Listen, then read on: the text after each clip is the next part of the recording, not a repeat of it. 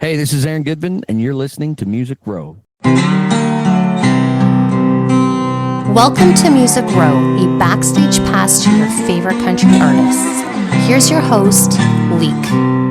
Welcome back to the program. Our guest on today's show is Aaron Goodvin, and we'll check in with he in just a few.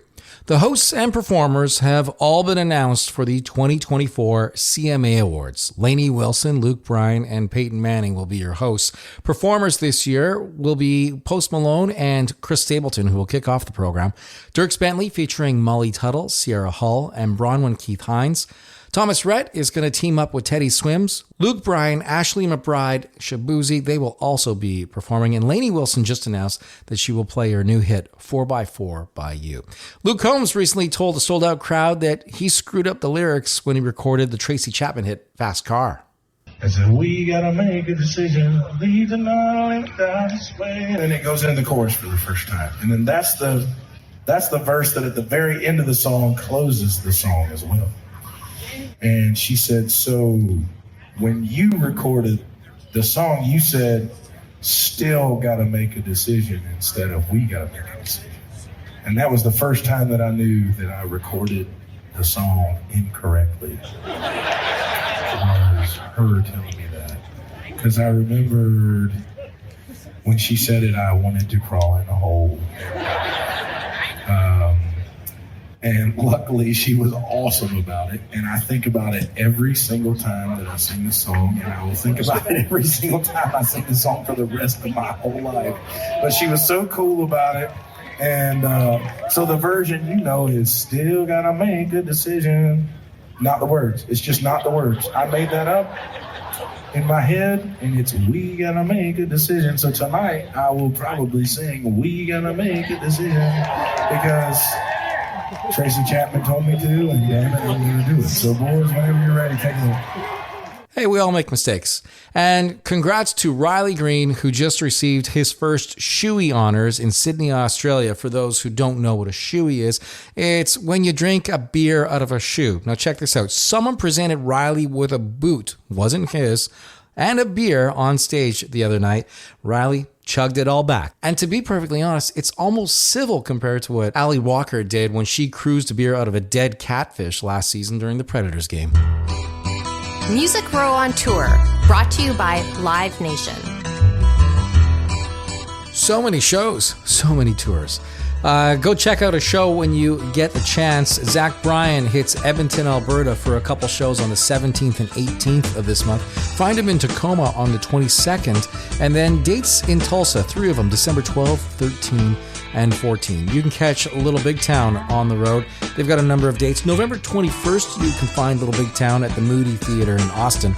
Then it's Fort Worth, Texas on the 22nd. And of course, they'll be playing with Rab Haley, George Strait, and Chris Stapleton at the Wynn in Vegas on December 6th. Billy Strings hits Memphis December 6 and 7. And Jelly Roll will be at the Bridgestone Arena hometown gig on November 26th. Go see a show. There he is. Look who it is. Aaron. Hey, brother. How are you? I'm good. How are you today? Good. Hey, I'm gonna put this mic on. Let me know if Okay. But you can't hear me. Yes, I can hear you. You can hear me. Yeah, you sound through wonderful. this mic? Through that microphone. You sound wonderful. Good. Isn't it a crazy thing? Like, you work with microphones every single day of your life, and yet what should be so basic, one microphone, hook it up to a laptop, it's almost hell every single time. I was just gonna do it with my because I have like a condenser, but I took it out on the road, and this part of it broke off. Yeah. Like the part that screws on the microphone. So I was like, I had all that, and I was like, all I'll have to do, because I had all the stuff plugged in. I was like, all I'll have to do is, and then I was like, well, shit, now I need another mic. So stuck with the old stage mic. And there's not a lot of places it looks like you're on a tour bus right now. I know, but I'm not. Oh. No, I'm actually in my trailer out back of my house. Okay, well, let's argue it's the same thing. Inside sleeping. Baby inside sleep. Baby's almost 1, right? So December 9. crazy. My parents, my dad and I did a bunch of renos, and so when we worked on for years on the house, but his whole solution was like, well, I won't stay in a hotel. I'll just bring the trailer down. So he brought the trailer down from Alberta. And so I use it as like a studio when he's not here, which is never really. So it works. And you say, yeah, he brought it from Alberta, but not just Alberta, as basically north as you can get in Alberta. Like that's where I'm. Yes. Alberta itself, you could travel through 9 countries in Europe in the same time it would take you to drive from your place, your family's home in northern Alberta to the US-Canada border. I need to fact check myself on something right now because I have been telling like everybody and their dog that I'm about 10 hours from the US border. Where I was born. My parents are in Edmonton now, so it's not as north. But so I was born in Spirit River. So Spirit River to let's say if I were to go to like Spokane's pretty close. So yeah, that's it's about 13. I've been telling people it's like 10 hours, but it's actually a 14.5-hour drive. If you drive straight south, which for anybody in a band like you, American border, well, probably 13 hours to the American border. So yeah, but you and your bandmates and everybody you know who tours, you do that every other day, like 13-hour, 14-hour commutes. Crazy. It's unbelievable. And when you hear people complaining about, I'm never going back into the office to work again because I save so much time commuting, don't you just roll your eyes? I totally do. I'm like, driving, being on the road is literally my life. And there's a point even where it's like it's pretty unheard of because the last 2 weekends I've had off. Now I tour with me and my guys, and then I'm in a band called the 615 Collective, which is like 4 artists that kind of come together in the highway. And between those two things, I'm gone every weekend. But these last 2 weekends I've had off, which has just been, it's no wonder my wife and I barely made it through COVID because I was home. Which is hard on her. People don't realize that the impact. It's so wild. Yeah, it's so wild, and like even just me being home, and then so like while I'm home, like my honey-do list, like if it was long before it started, it's got longer as the more I've been home. It's like, oh, well, we could do this, and we could do this, and we could do this, and it's just, woo! It's a crazy world, but yeah. And I also commute when I'm in Nashville. Like I live 45 minutes out of town, so I feel like my office is my truck, So you live to the southwest of Nashville in Tennessee. Yes. So you're doing a 45-minute commute. Are you going into town? Like, is that where your writing sessions are? You're not doing writing sessions in the trailer on the property? Well, sometimes I'll Zoom, but for the most part, I drive in. Not really every day. I try to schedule stuff so that I'm not, constantly driving there and back every single day. But there has been weeks where I've had to do that. So it's a job.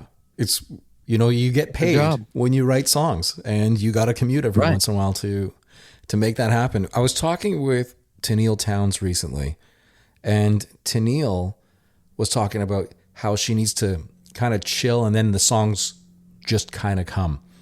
Right? Yeah. But if you're scheduling something daily and you're trying to write one song, after day 6, day 7, and that one song isn't happening, that's like a real struggle. What do you do that can get you in the right mindset to get that song out? Yeah.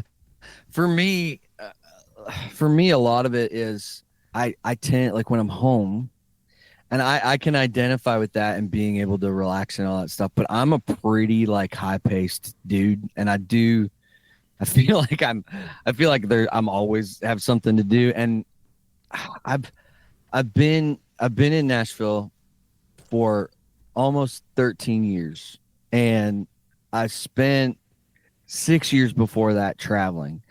And one of the hardest things for me was when I moved here was to like actually stop working. Like I would just work myself into it. And like, because I associated when I was in Nashville, I'm working. So when I moved here, I was working all the time and I was writing all the time. A lot of the songs weren't even that good because it was just like, I was doing it so much that it was more about just like, cranking out as many songs as possible. I've gotten the Aaron Goodvin, I've been here a little bit longer. Sorry, you're the Aaron Goodvin song factory, the early Nashville days. Right. Yes, 100%. Like I say, most of them weren't good. I mean, what's crazy is like I go back to that first catalog, and there's not the songs that basically my Schedule A, which was my songs that I brought into my Warner Chappell deal. I think there was like 500 of them, and I don't even know why I brought them all in because they weren't even worth being recorded really. And but there was 2 or 3 in there that were big. I mean, I had one of those was a Luke Bryan cut, so I mean, there's that. But there was a couple that were really, really great. So then it became like, how do I work smarter, not harder? And I found that if I took some time, it's all about like, I love being out on the road with the band. I love being, because for me, especially now, when I leave, I will come home with like 10 titles. Like if I'm in a van or in a bus or in a wherever, and I'm riding with people that I enjoy being with, we'll just spit stuff out left and right. So I usually come home. So like these past 2 weekends, like I'm running dry on ideas because you've been at home for 2 weeks. I haven't got away, it's like kind of the same thing over and over. So for me, it's like, it's about all those things. And I just try to write down every little thing that I come up with or every little thing that somebody says, and that can kind of keep me going as far as, I think for me, songwriting, Tennille is such a great kind of introspective kind of songwriter. And for me, I did it for a living I've been a published writer for 10 years that I've been in Nashville. So that was my job. I went in and I wrote songs. So like for me, I can typically go into any room, and come out with a song. It's just kind of a part of the business. Is that song done? I don't think any song is ever done.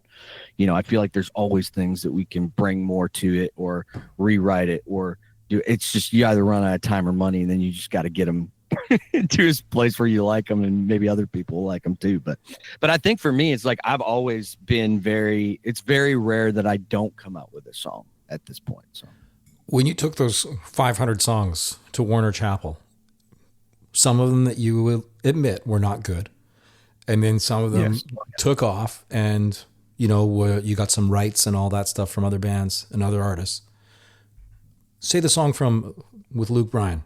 Was that a song you were like, this is a good one? We thought it was great, but what's crazy about it is I think some of the songs that you write that you think are going to be the ones aren't, and then the other one, and then the ones that you're kind of like, really, that's what they're looking for is, because I remember for me, the Warner Chappell and doing the Warner Chappell deal was huge for me because it allowed me to stay in Nashville and keep going. Like up until that point, I was ready to go learn how to be a carpenter, which when I say that, my wife laughs because I'm really a horrible, handy guy. So, but like for me, when I wrote songs with Adam Sanders and Cole Swindell. We've probably written 4 or 5 songs. I had no idea that Cole's best friend was Luke Bryan. I had no idea, didn't even really know. Like I knew that maybe they knew each other or grew up in the same area, but I didn't even know that Cole kept it pretty in those early days. He kept it pretty quiet that he was Luke's merch guy, first of all. And, he didn't really say that too much. And so I didn't know that they had a close relationship, but we were writing all these songs. And I also didn't know that Cole's publisher, half of his publisher, like Luke Bryan, brought him in and got him that writing deal. I didn't know that when I wrote with him. I just liked writing with the guy. And I think he's a really great songwriter. one of the best in this town, actually. Yeah, and not so much on the stuff that he puts out and stuff that you hear now, but like just the stuff that we would write beforehand. Like it was just like the best stuff that I was coming up with. Like when I wrote with them, I got the best songs. Like I wrote all these other songs, but when I wrote with them, I got really good ones. So I Like That, I think, was the first up-tempo positive song that me and Adam and Cole wrote. So we had like 4 or 5, and Cole put the first song we ever wrote was Dozen Roses and Six Pack, and Cole put that on his first record. Still one of my favorite songs. And I still play it sometimes live. But Cole, when we wrote this one, it was like it was literally the first up-tempo positive thing. And Luke was like loving everything that me and Adam and Cole were writing. It's just nothing really fit him. So then basically Luke was like, write something tempo. And like, your songs are great, but just write a tempo with those guys. And so we brought that thing. We brought out Like That. We didn't even really have that title, but the guitar playing part is probably the biggest part of what I brought to that specific write, you know, because I kind of had that vibe. Like if you go listen to it, it's just kind of like a like I just had that as like a guitar thing. And so like once that happened, man, it was off to the races after that. It was crazy. It's crazy that I was able to stay. I thought I was gonna have to go home. So You bring how once I had that guitar part, it set the tone for the song, but it set the tone for the group that is writing all together. They're like, yeah, we're all on side. And that's what, there's so many layers and parts to a song where if the drum didn't kick in at the right spot at the right time, that song could be a completely different track, and it might either take off or it might go zero.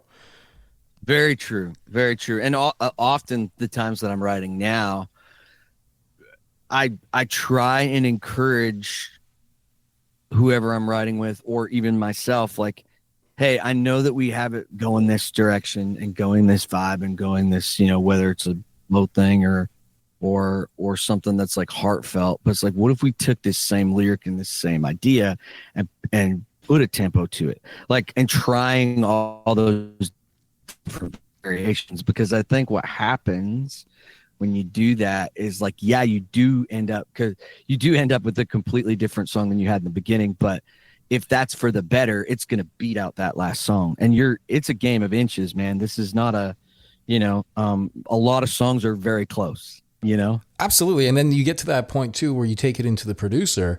Let's say you're at the 1 yard line and the producer can either fumble the ball or can punch it in for a touchdown.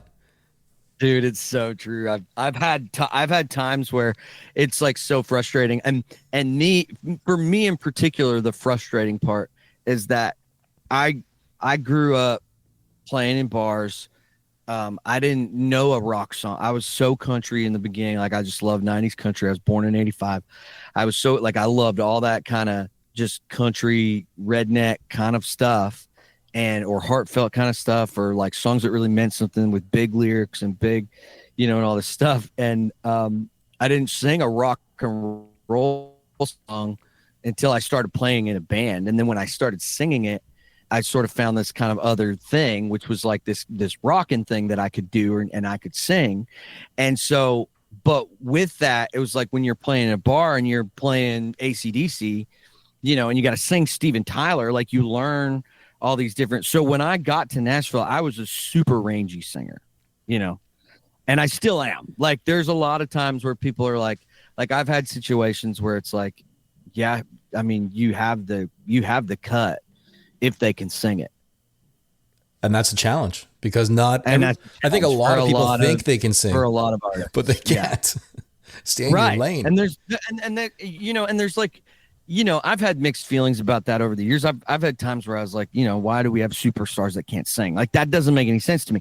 In the 90s, you had to be able to sing because they couldn't make you sound good. Right. There was no technology for it yet. It was, you know who it was? Right. It was Cher. You can't sing on key.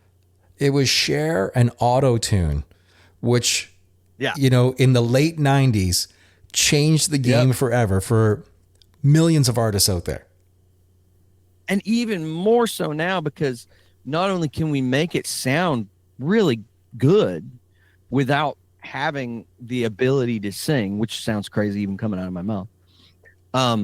We got more artists now in the world than we've ever had. Like, there's an artist every day popping into Nashville that's like, I want to be a superstar. And it's like, you know, and what's crazy about it is if they have a personality or they have something that people like about them, it's not even so much about the music or the songs. It's more about their personality than anything.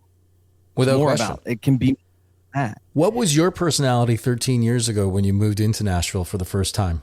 Were you going into the honky tonks and was like, yeah, I'm badass. I just signed this whole deal with Warner, and by the way, I'm going to rip out this song by Aerosmith. I mean, right. It was tough for me because it sounds so crazy, but because I had some chops and I had some talent, and it was because that's what before I moved to Nashville, I like my gig before I moved to Nashville is I played Kaylee's Irish Pub in downtown Edmonton from 8 to 11 every Friday and Saturday night. I played by myself, me and a guitar. I got rid of the band. I made more, bro. Like at that time, I was making more than I ever made just as a solo guy, because I was really good at not only just entertaining, but I could sit there on a stool and I could play and sing anything. And you're teaching yourself too. You're teaching yourself how to perform. And honestly, like that gig, I talk about that gig all the time. I still bring that gig up in my shows because without that, I learned how to do it on my own, which at that time I needed all these people around me to make it happen. Well, when I learned how to do it on my own, then I just had like this whole other thing where I was like, wow, I can like just go play. I always say I was making more money because what I would do is I would play. I think I made like $700 a night. You know, like that's what they were paying me. I was the highest paid solo dude there was. So I would make $1,400 a week. I'd only work 2 nights out of the week, and then I would travel to Nashville in between. And if I wanted to stay I'd get somebody cover for me or whatever. But so I would like go back and forth to Nashville. I was doing this gig, and like so.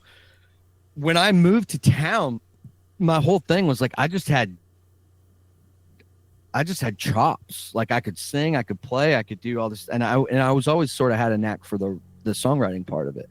So, but the hardest part for me was like finding out where I fit in, because what was crazy about at that time was it was kind of this wave of like there's people that aren't the best singers, but they play these shows live and people are loving it. Right. It's resonating. You know, like we had like a lot of artists that were like, or they looked good in a backwards hat, or there was just like the Florida Georgia Line thing was like coming to fruition when I was in town. And I was just like that whole kind of bro country era. And I was over here singing like the craziest blues country song that you could hear, like very Stapleton-esque type stuff that I loved, because that's what I love to sing. But nobody else could really do that. So it was hard for me to find like where I fit in. So I was constantly, I just drank my face off, to be honest. Like I was just trying to fit in. So I would go out almost every night. We'd write 1 or maybe 2 songs a day. And then I would end up at Losers in Midtown till 2 a.m., you know? And that's just what I did. I don't think people fully understand how difficult it is, A, being a songwriter, B, being a performer, C, being a touring artist, because all of those locations, it's somebody handing you another drink. You know, if you have ever worked nonstop, if you have ever worked in a bar, everybody who's worked in a bar has drank way too much in their life, and they're there for work. You know, these are the employees. Yeah. Oh God, I look back. You know, I've been sober for over 2.5 years. I fell off the wagon during COVID, and because I had quit for a while then too. Never just to fully kind of, you know, I got in some issues with the law here in Tennessee 10 years ago. Actually, probably 12 years ago now, and then I got into trouble again, all with drinking, and all of this had to do with like. I found out I was an alcoholic. I didn't know what that was or what that meant or but when this second thing came around, and I was like, when I'm blackout and I don't remember anything, it it was literally probably one of the scariest times of my life. My wife had left. She took the dog. She was gone. It's a miracle that we're still together and have a child. Like I sort of checked myself into a center that was kind of an outpatient thing. And I learned about all these things. And we completely turned it all around somehow. I still don't even really know how it all worked out, but I had a problem and I had to change it. And I think when you talk about like recovery in this town, it's like, what's so amazing to me is like, and what's so nice is I'm pretty much an open book. Like if somebody were to ask me like, oh, why can't you have a drink? And I was like, well, because, I'll end up naked in a ditch somewhere, it's just like, it's not a good thing for Aaron to do. And I was like, I can't. And I also just don't drink like other people. I turn into a completely other human being, this whole other personality. I don't even know who that guy is. And it just stopped working for me. And it came down to, is like, well, if I want to keep going in the industry that I'm in, and I want to, and I've made an incredible life for myself and my family. I've been doing this full time for 13 years. I'm still in Nashville. I'm still working. There's still a lot of people that like working with me. Like it's a miracle that I'm even here when you look at the map of Alberta. And so for me, it was like, if I want to keep this going, I have to get rid of this thing, and I got rid of it, but it's like, it's a challenge. And I know that my favorite thing about it is that everywhere there seems to be like a little bit of a sober culture now around things. And I think there's a lot of people that have realized they can't do it either. I wish I could drink like other people. I just don't. And I had to change it. And so what I love the most is like, whenever I tell somebody, well, I'm an alcoholic, they're like, oh yeah, my mom's an alcoholic, or oh yeah, my dad or my uncle or like everybody has a story of that person in their family. And I identify more with that person in their family than them sometimes. But it's been a gift to find sobriety. Your time to stay is about this. It's about relationship. And I would argue the title for every Let's Stay Together song out there are probably 1,000 Let's Get Away From Each Other songs. And I really like the approach of the song where it's like, hey, you know what? We don't need to always explode on each other. And it's okay to have a shitty day, as long as one of the two who are in the argument, the battle, just kind of recognizes, there's something in the air today. Maybe I'll just sit back. I think the problem is people just want to explode and then end it all, walk away. And it's like, no, there's way too much investment in here. Yeah, there's too much riding on it. It's so funny. Like, and I say this all the time when I talk about this song. I didn't even know this song was for me, which is probably the dumbest thing ever, because it's literally right in front of my face. Like, this is your life story that you've written in a song before the stuff even happened. And but it's like, then it happened, and then this whole thing came along. When I wrote, like, I think the title was mine when we wrote it, but I just didn't know it was for me. Like, I thought it was a massive song. But then when I like really looked at it and I was like honest with myself, it's like, oh, I wrote this song and this song is meant for me. And when I figured that out, we started playing it live. And I will tell you, one of the coolest things that's happened because of it is I've had people that were like, hey, we came to this festival as kind of our last go to try and make our relationship work. Let's just see what happens. Let's see how we feel after this weekend.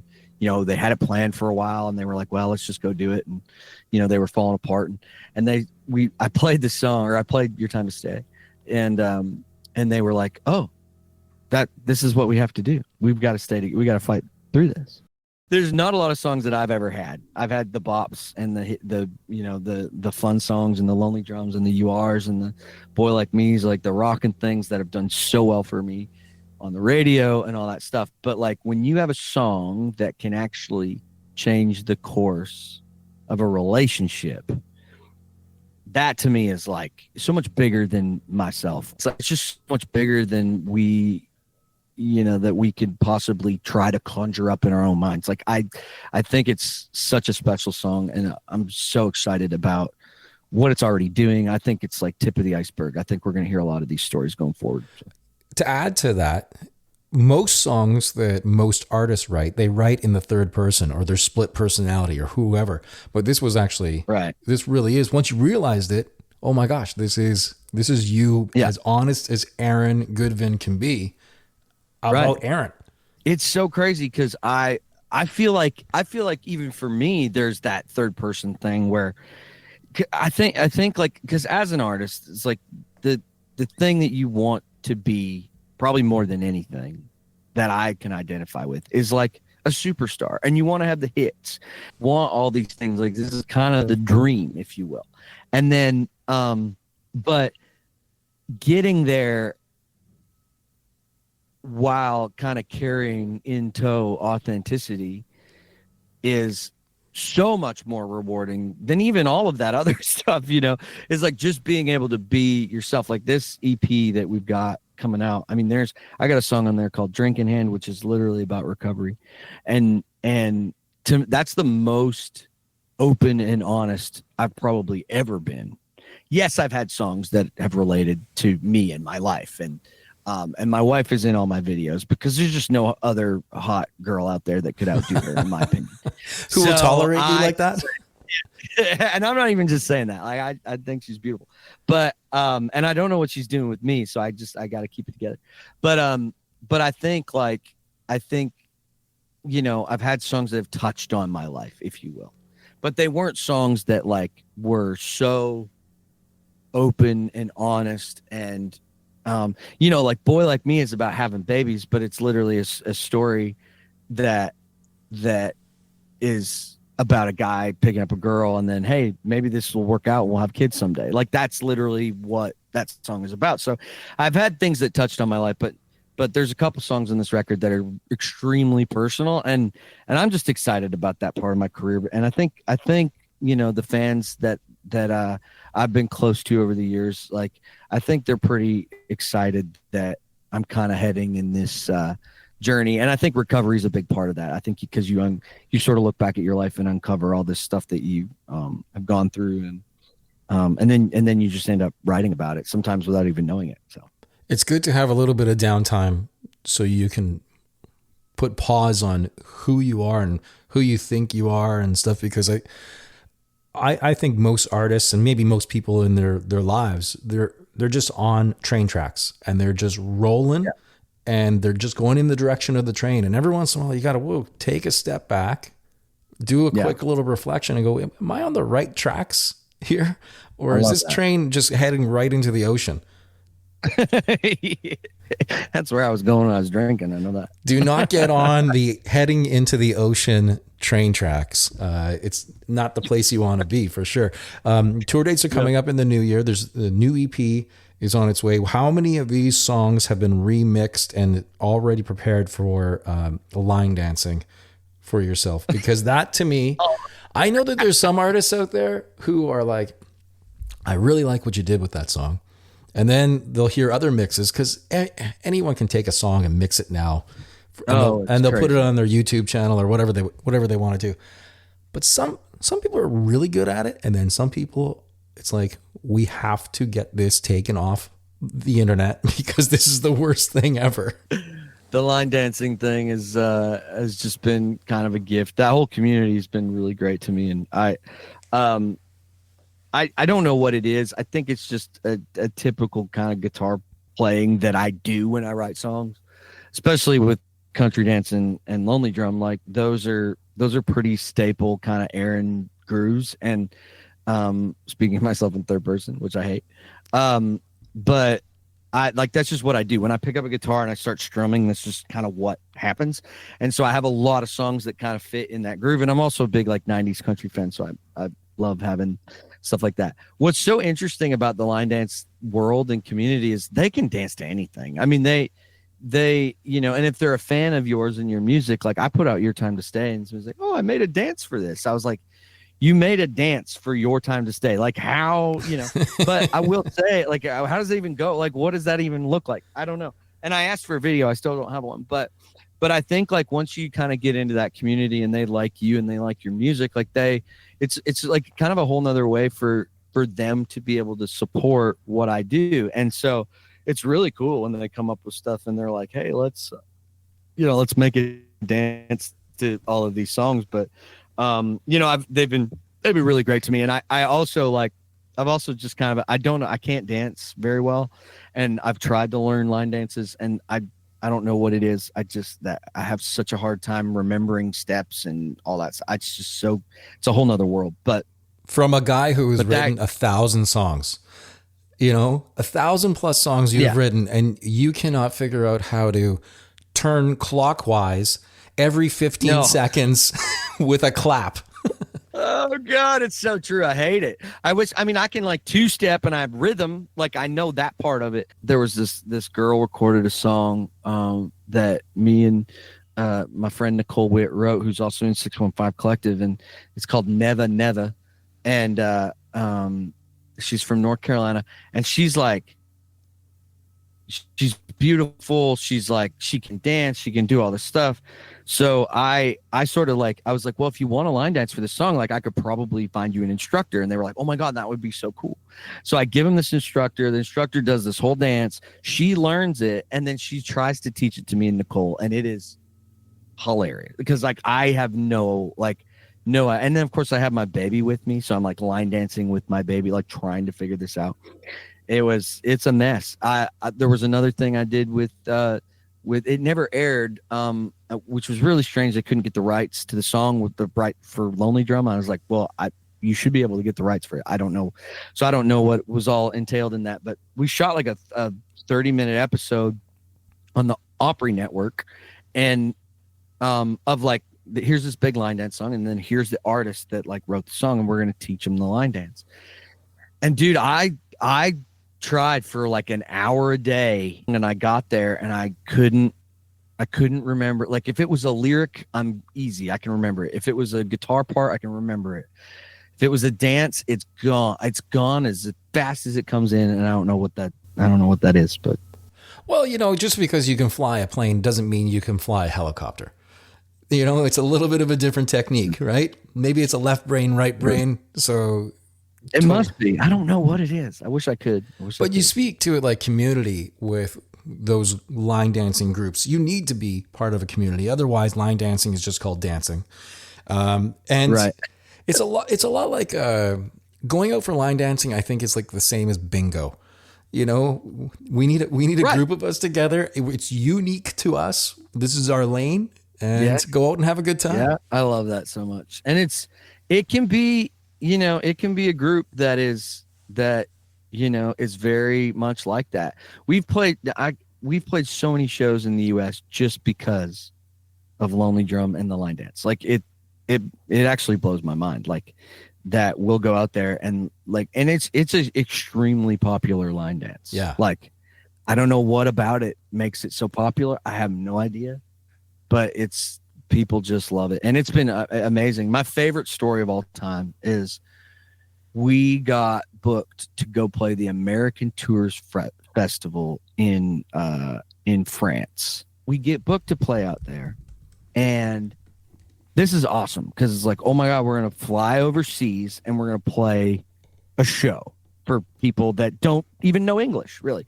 Everybody's dressed in cowboy hats and American red, white, and blue. They've got hot dogs they're selling and hamburgers. Like this is the typical French cuisine. Yeah. Oh yeah. So French. And so we get over there and we show up to sound check and we're playing like this tent and we're like, I'm the headliner that night and we're playing this tent and it's like 3 p.m. and I look outside of the tent and there's probably like 500 people sitting out there in their lawn chairs, right? And I'd walked out there and like we went and grabbed some lunch and walked out there. And this whole time I'm kind of thinking, what are these people what are they waiting for? Like they're all like it's not like they're watching something. It's not like they're just sitting in a lawn chair outside of the tent. And so we go eat, we come back, they're all still sitting there, blah, blah, blah. We go to the back, we go eat, we go, get ready for the show. Opener goes on. We play a 90-minute show. And then we do Lonely Drum as an encore, because we know that Lonely Drum's like a bigger song. And so we get out there to play, and I kick into it, and about 20 seconds into the song, I realize that I look outside. All those lawn chairs are put away, and all 500 of those people are line dancing. And I went, they sat out there for that 7 moment. Hours for that one. It blew my mind, because it didn't even cross my mind that it had something to do with me. I had no, or with me or the song or us playing it. Like, I had no idea. And it was such a magical thing to just watch and see. It was so wild. Now, looking back at it, you probably should have went, okay, we're going to do this song off the top, and then we're going to close with it. Because had I known, I would have. I totally would have. Which is becoming more and more a common thing, right? I had no idea. And I was like, oh, man. And then I thought of that, too. I was like, we should have played it twice. If that's what they came here for, Crazy. Dates coming up where we can all line dance to that early in the new year, and more to come for Aaron Goodvin. New EP on the way. Lastly, we'll wrap up with the very simple, boy, those Predators, they sure do suck these days, don't they? Holy crap, they're so bad. I watched them last night. It is so hard to watch. And you got Steven Stamkos now. You're supposed to have already won the cup, like 10 games in. We got Stamkos and Marchessault, Brady Shea, and Forsberg and Yossi, and all the firepower in the world, but they can't seem to get it together. I don't know. It's hard to watch. It really is. I hope things turn around for you. And if it doesn't, that's just your team's problem. We can probably move on. We don't have to put too much weight into this. I don't want. Why are you so upset? The team, the damn. But is that your number one team, or are you like kind of born and raised Alberta hockey fan? I'm a total Preds fan. I became a Preds fan shortly after I made the move down here. I sort of liked them. I always liked them, but I went to games. Like I said, I was friends. Most of my friends, for whatever reason, when I moved to town, were from Georgia and Florida, and they don't even know hockey. They have no idea what that is. So they're like, they would be like, hey, we should go check this out. We would get some box seats every now and then with some of the agencies and stuff that we worked with and all that stuff. And they would be like, hey, let's, and they're like, man, we should get a group together and go to a game. Well, they would call me to go, because then I could explain to them what icing and offside was, because they had no clue what that was. That's what the Predators. Somebody who knows. That's what the Predators did. From Canada, he'll know. But when they first came into the league 25 years ago, they had tutorials. I thought they had stuff that they would put up on the big screen to explain that stuff. They totally had. Well, they had to, because nobody understood the game. They didn't get it. Now a lot of my friends to this day, they love it now. Now it's it's ingrained in this community. People love hockey, but up until that point, they had no idea what was going. They just didn't know. When I first came, they were 12, 10, 11, 12 years in the league, something like that. And so I would go to all the games and be like, how would you get drug out to them, just because I knew how it worked. And then when I got there, I was like, man, this is way different than going to an Oilers game. You go to an Oilers game and you're there for the game. There's nothing else going on. Everybody is eyes focused on the ice. You go to a Preds game and they got people dancing over here, and they got a band over here, and they got these people doing this over here. Nashville is such a great city when it comes to knowing how to entertain people, And so I actually just really enjoyed going to the game, even if they lost. When I went to an Oiler game, it's if we lost, it was the end of the world. I was at a game in Nashville, and say what you want or think about this, I was beside a guy who was overweight. Had a gigantic beard, one of those ones that it could have been nipple length. He had a good one, but he was also wearing overalls. And we get into the late third period, 0-0 score, Predators, Penguins, Stanley Cup Game 6. No, you were there? And this guy turns to me and goes, "We just got to shoot the dang puck more." I was like, this is the most Nashville moment I've ever experienced. This is so great. Oh God, it's so great, dude. I love that so much. Tell you I what. hate that you were at that game. I watched that game at Ascend and cried my whole way home because that was when it was literally the Stanley Cup Finals and CCMA Fest. Yeah. Which is like that. There had to be 4 million people in this town. Like, just, it was crazy. I don't know how I got a hotel, but I was happy. I don't know how you did either. That's unbelievable. But tell you what, next time I'm in town, we'll go to a game. Please. Well, maybe we'll be the only fans there because holy mackerel, they're not playing very well. Aaron, thanks for taking time. I really do appreciate this. It's so good to see you and good to hang and chat and do all that fun stuff. I really appreciate you. Follow Music Row on X at Music Row Country, on Instagram at Music Row Official. Music Row is produced by Shed of Dreams.